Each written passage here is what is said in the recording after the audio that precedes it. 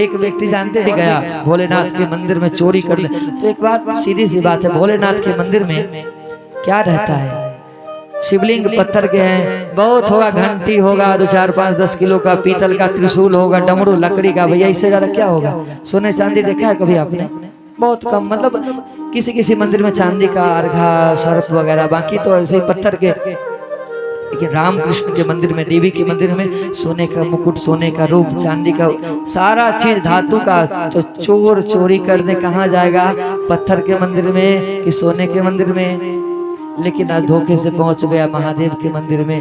लेकिन देख सोचा, आज आ गया हूं चोरी करने, तो मैं खाली हाथ नहीं बोहनी करे के लौटूंगा।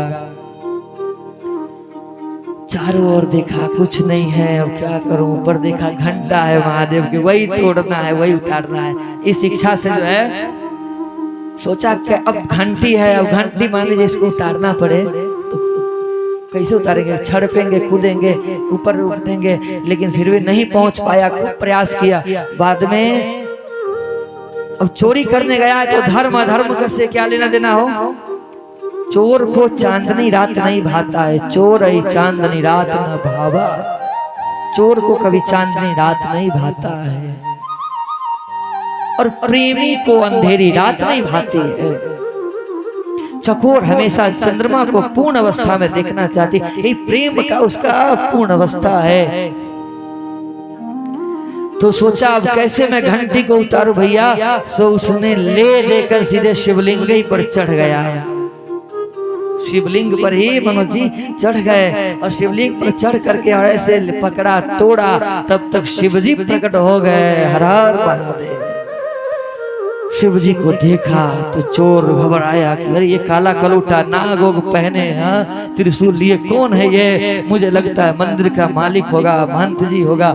पूछा कौन हो? बोले हम वही हैं जिसके मंदिर में, जिसके ऊपर खोपड़ी पर चढ़े थे, हम वही है। बोले तो आप महादेव जी हैं? बोले हाँ। बोले तो माफ करिएगा प्रभु, हमारी इच्छा कामना देश यहाँ तक ले आया, आपके खोपड़ी पर चढ़ना बड़ा।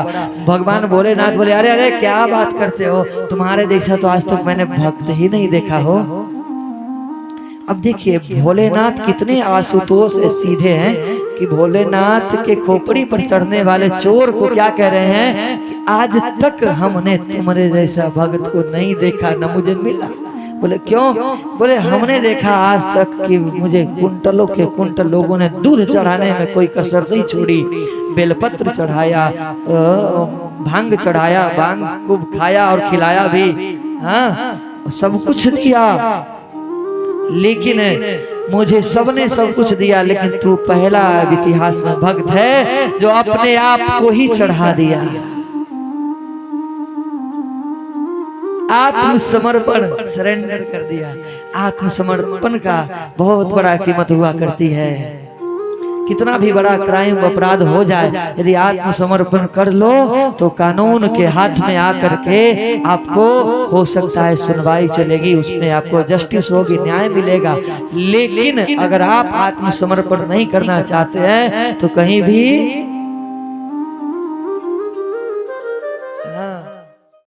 अगर आप चाहते हैं कि हमारा वीडियो आप तक सबसे पहले पहुंचे तो प्लीज़ लाल बटन को दबा करके सब्सक्राइब कर लें। उसके बाद घंटी का निशान दबा करके बेल आइकन क्लिक कर लें, जिससे कि सबसे पहले आप तक मेरा वीडियो भजन पहुंचेगा और आप सुनेंगे।